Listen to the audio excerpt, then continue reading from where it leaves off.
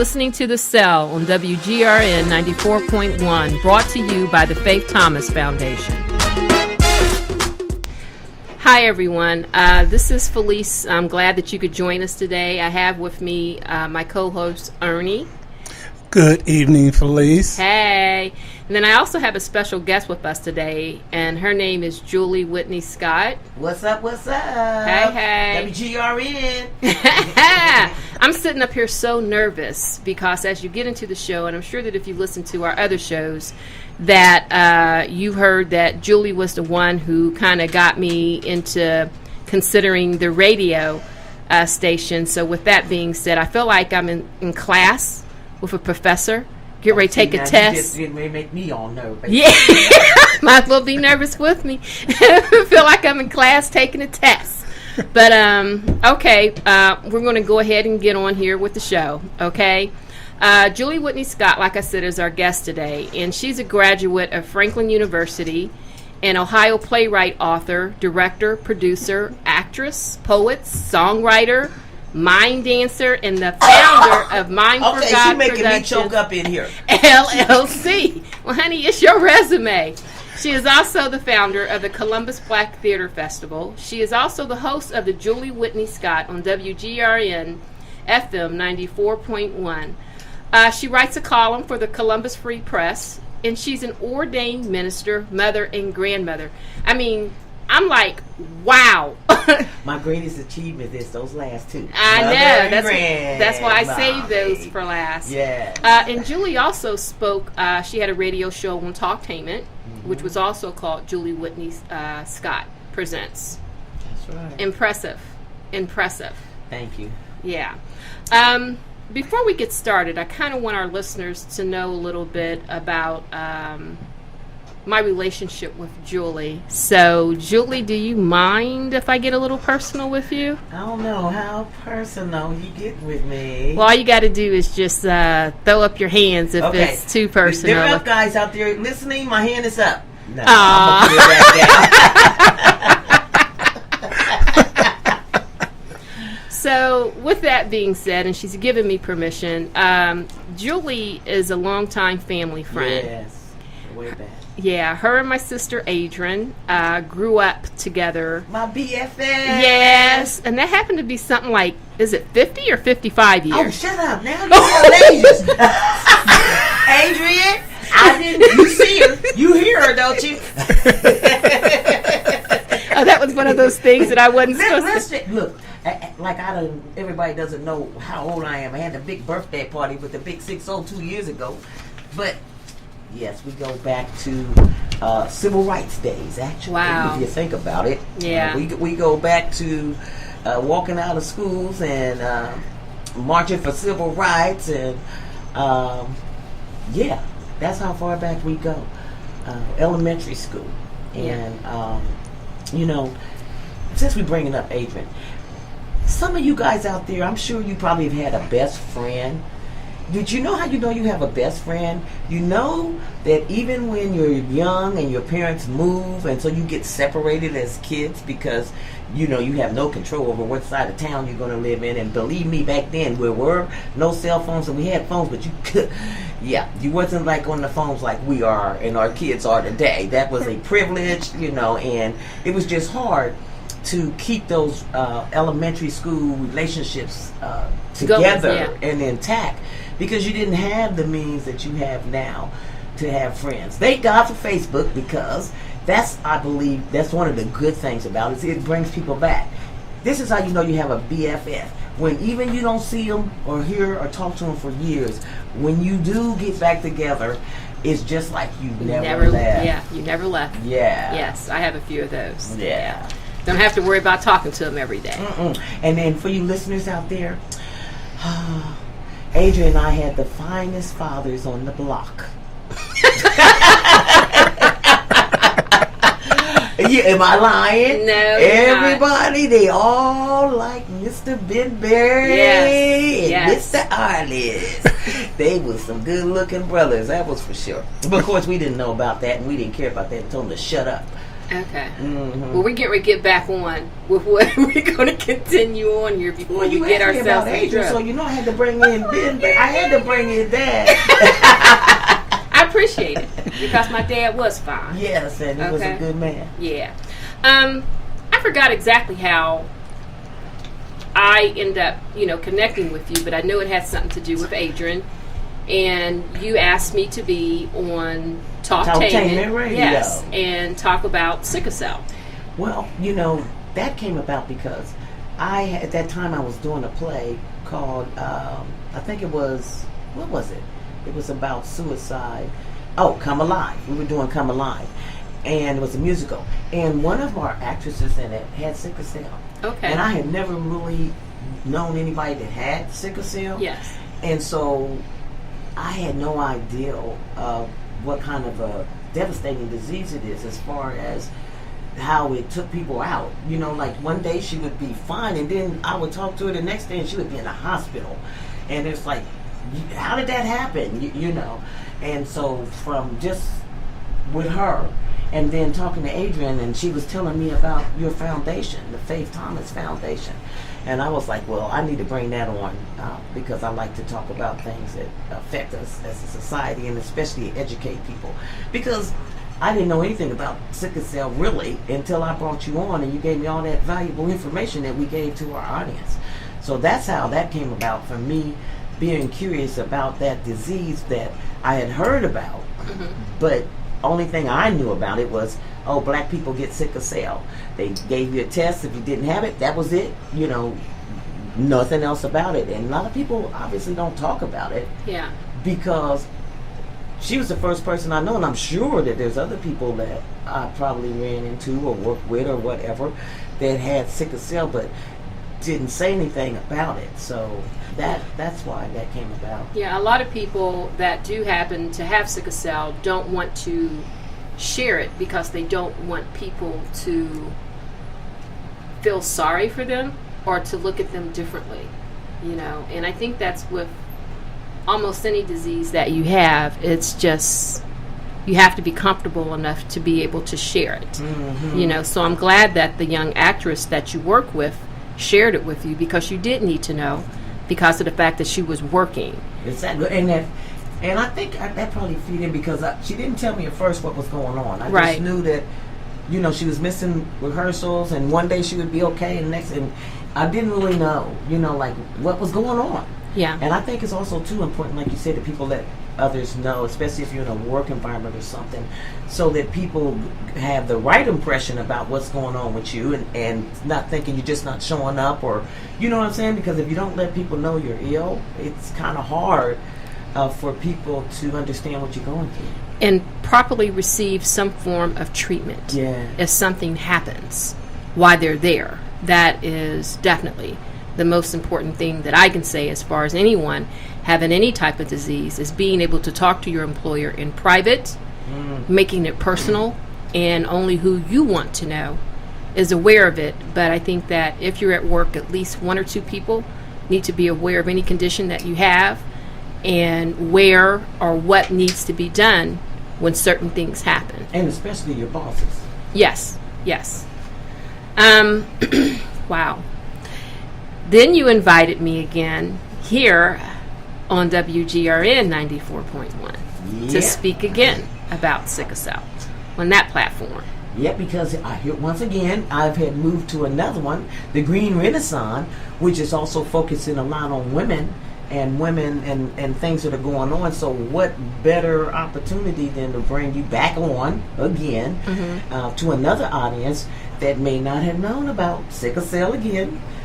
Plus, it was Awareness Month, I think, and the fundraiser was coming up. Yes. And so it was like, okay, come on in and let's talk about sickle cell. With that being said, after we finished our session, me and Julie were just shooting a breeze, and I don't know how the conversation came up, but it came up about the Faith Thomas Foundation producing their own show. Yes. And I'm looking at her like, what? Who me? Do what? Hey, Ernest, is she doing a good job or not? She always does a good job. She kind of, she's real humble. Yeah. But she's got that radio voice going today. and that's exactly Wait a second. what we heard was radio voice. I got my teacher in here, okay? And she's knowledgeable. I feel like I'm taking a test, so I got to try to do very right. knowledgeable about you're very knowledgeable about it, and because you also have that personal experience going on with it. That also makes what you are able to give to the public even more valuable. Yeah. Because you know about it. You've been there. You know exactly how parents are feeling and siblings and just that whole gamut. You understand because you've been there. So you're able to help somebody. Well, thank you. Yeah. And that is so true. And that is why we developed this cell, is so that we could cover these issues and other community and social issues that not only relate just to sickle cell, but to various other diseases and how they all tie in together. Okay, so Julie, thank you for giving me the platform. Thank you for challenging me to walk through that door. Yes. As far as producing our own show, I took it to the board, and I think the first person I called was Katie. And who's sitting over there doing a great job as our producer. Go, Katie! Yeah! And she was like, yeah, let's go for it, And so with that being said, here we took it to the board, and then I think I called another board member after that one, and then once I had 3, it was like, okay, let's take it to the board and let's produce, see what we can do, and the board was all for it. So yes, I'm happy that they are, because it's a valuable thing to our community. Yes. We have a segment that we're going to end up adding into the cell. Is going to be called Inside the Cell. So then that way, if we have guests that we don't, let's just say maybe 80% of the conversation is on that guest organization and only 20% of it's related to sickle cell, we want to be able to make sure we dedicate at least 5 minutes or somewhere thereof directly talking nothing but about sickle cell. Exactly. So it's called Inside the Cell. Oh, I like that. Yeah. So we'll be probably, trying to start that on our next show. All right. I'll be looking forward to that. We want to thank Julie for joining us here on WGRN 94.1, and our listeners for joining us on WGRN 94.1. We have a couple of events coming up here that we want to share with you. We have our fourth annual. Is that 4? 4. Okay. 4. Our 4th annual sickle cell bowling event being hosted on Saturday, June 16th at the Columbus Bowling Palace. Starts at 5 p.m. Registration is open, and you can register at faiththomasfoundation.org. We also have our 5th annual Red Diamond Gala, which is coming up in September, which is Sickle Cell Month. And that's Friday, September the 7th, and it'll be at the Gahanna Conference Center. Starts at 6 o'clock. Registration will be open in about July 9th. We hope to have that posted for you.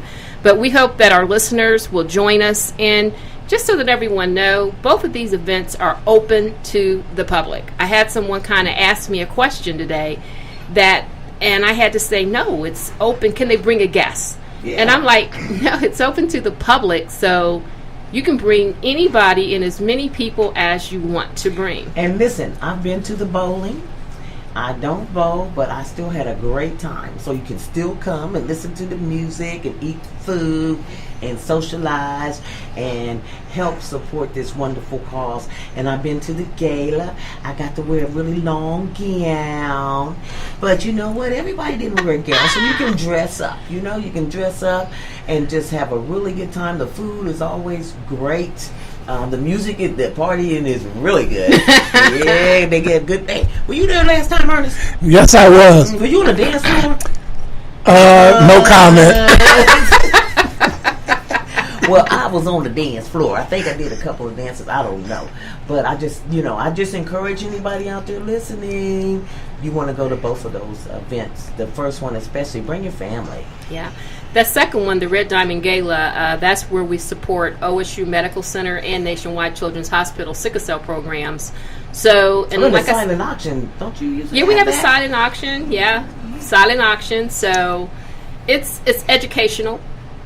You know, I think this. Well, not think. I know this year is Cure or No Cure. Oh, is it? Yeah. Okay. So we hope to have some fantastic people there for us with us this year. So, getting that roster lined up. And there's always some good information given out about sickle cell progress, the progress they made, because we have doctors there from OSU that's always willing to answer questions concerning sickle cell and the kind of things that they're working on. So it is a great event to come out to. Yeah, well, it is. I'm glad that this is our 5th year. Yeah. So that says something, and we plan on continuing to have more. So it's going to be the biggest event of the year. Hey. I like your confidence. You heard that? Ernest said that. He said that today. He's over here grinning like a Cheshire cat too. He is dead serious. Okay, Ernie. You gonna be on the dance floor, yeah?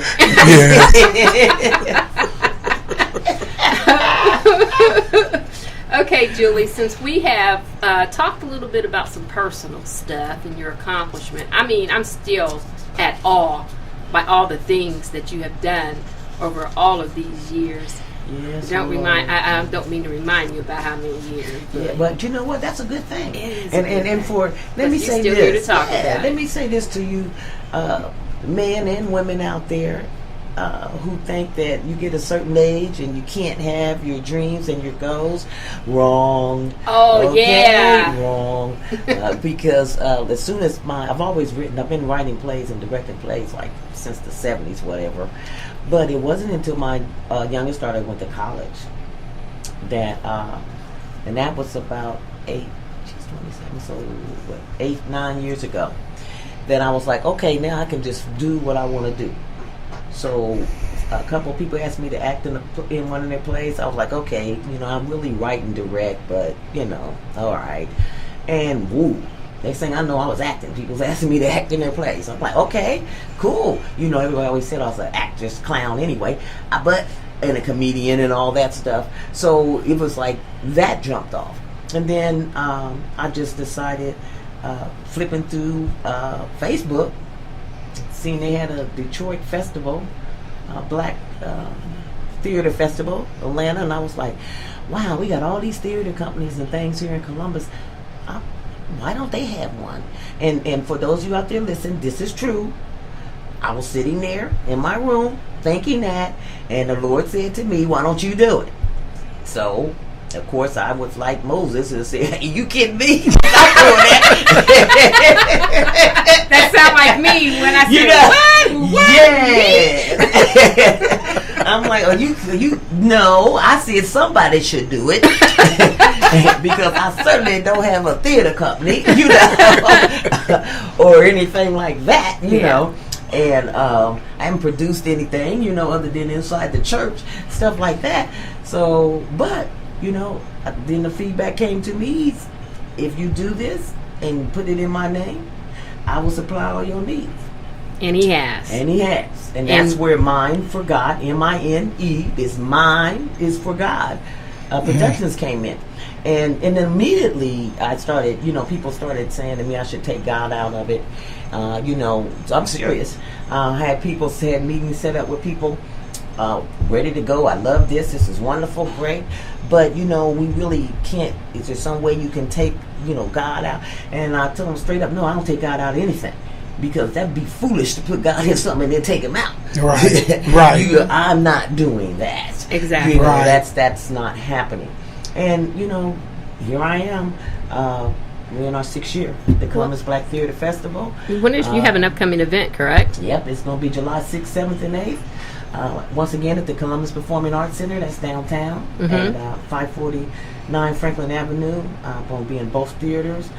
And, God has just blessed. We've had playwrights come from Atlanta, Philadelphia, Michigan, West Virginia, New York, just around, and of course Ohio, and of course Ohio, because that was my main focus. but it just shows you how. And the same thing with radio. Just met somebody. They was like, "Oh, I went on an interview on a radio show."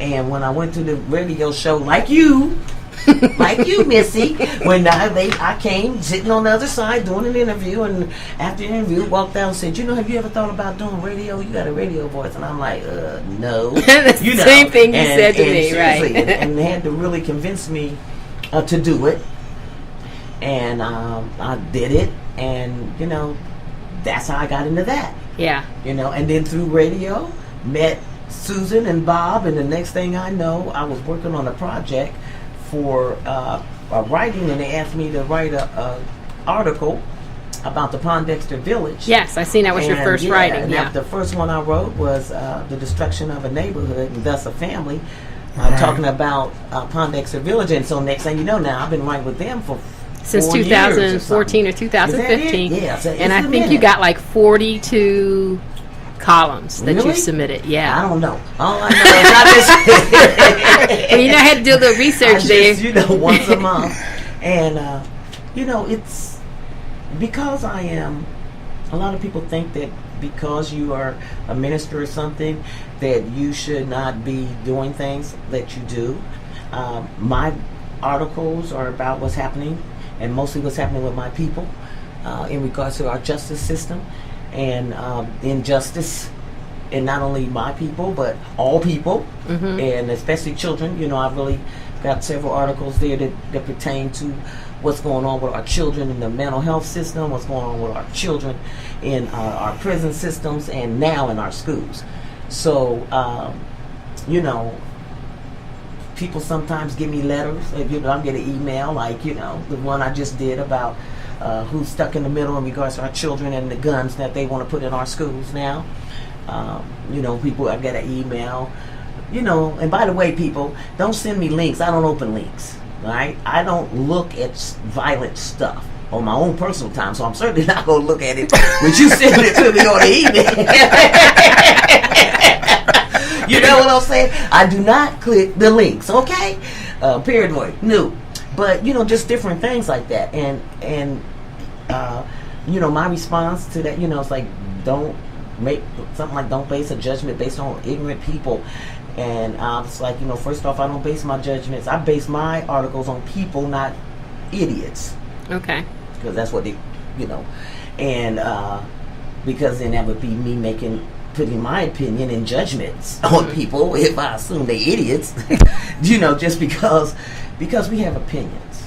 I want to go back down memory lane because, not only do you do playwrights and you direct, but you also write books. You're an author. Now, I remember some stories. Once again, this goes back to the family ties about you and Adrian talking about, I think she said that you used to write stories or wanted to always be an author or something when you were younger. Stories, and some of those are in different places. But one of the first short stories I wrote was called Picture Perfect. And how old were you when that took place? I was about maybe 19, 17. I was still a teenager when I wrote that story. And that story, you want me to tell that? Are you okay with that? Yeah, well, go ahead. Do you know the story? No. So, do I need to raise my hand? I don't know. It's about Mom. Oh, that's right. About my mother. Yeah. Are you all right with that? Yeah. Okay. I was at Adrian's, waiting on Adrian to get dressed and come on so we can go outside. And they had a photo album. And I picked up the photo album and just started looking through the photo album. And then there was this beautiful woman in a casket. And it was the first time I had ever seen a dead person, other than, the TV, whatever. And she was so beautiful.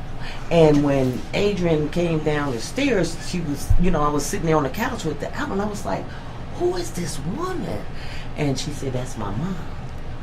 And the short story that I wrote was about that experience of being young. I think it's maybe 10, something like that. And having that experience and realizing that my best friend, that was her mother. And that, and she was so beautiful. And that she did not have her anymore. But she had that beautiful, beautiful picture perfect of her mother. Wow. I'm sitting over here grinning from ear to ear. That is that. Right so now. that's in the name of the story. I called it Picture Perfect. Perfect picture. No, perfect picture because it was this beautiful. Your mother was beautiful. She was just beautiful. But if this and being a child, you know, and coming to grips with people died that you know. Yes. You know what I'm saying? It's not out there somewhere on TV, It's right here. or the news. It's right there in This front of you. is my best friend's mother. Yeah. So that was, and that's why I said your dad was such a good guy, man, because he kept y'all turned together. he turned He into kept y'all our together. mother. He kept 6 kids together. And which is based off, as we keep hearing people out there, it's a lie. Black men do take care of their families. Yeah. Because this was back then in the 60s. And that was hard. Yes. Oh, yeah. You know what I'm saying? To Exactly. decide to keep your children together. Yes. So you all right? Yeah, I'm sitting over See, here. you have to answer personally.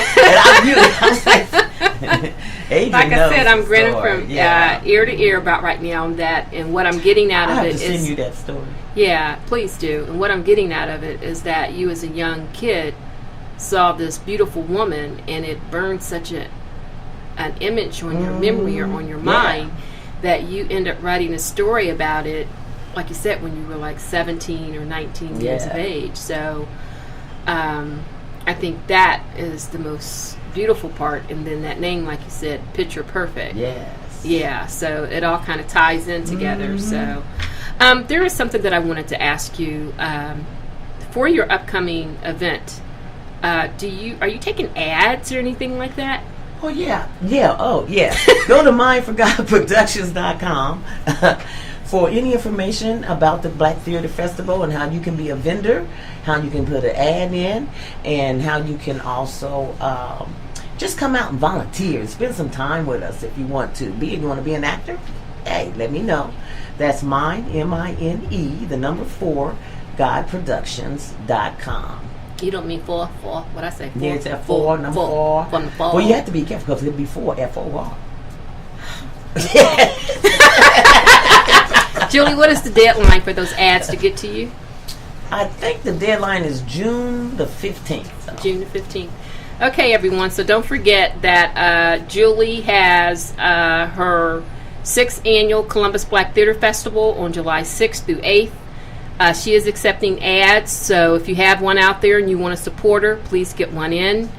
Also, with that being said, if you want to know more about Julie, all you got to do is Google her name, and it's just a list of things which are there. You're making me feel really embarrassed. Honey, when I read your resume, and she's got some beautiful pictures up there, too. I mean, some beautiful pictures up there. So you've taken good care of yourself, and it's nothing like doing something that you want to do when the kids have left the nest, an empty nester, and you finally start doing the things that you want to do. Yes. Yeah. Like so you're doing with Faith Thomas. Yes, that's true. I guess that part is true. Yes. And with that, I definitely have to thank my team, for helping support me, because I couldn't do it without the team supporting me. And so I like to thank Katie, who's here present, Ernie, being the co-host. Julie, the next show you do time management. Reading your bio. How do you find the time to do all the things that you do? You got to be disciplined in time. So time management. Yeah. And I want to thank you also, guys, for just having me on your show, The Sale. And I encourage everyone to support Faith Thomas Foundation. So with that being said, peace. Out. Well, that's the end of today's show. I want to thank you for listening to The Cell on WGRN 94.1. You can find us on Facebook or at faiththomasfoundation.org for more information on our upcoming events. Join us every Wednesday night at 7:30 p.m. here on WGRN.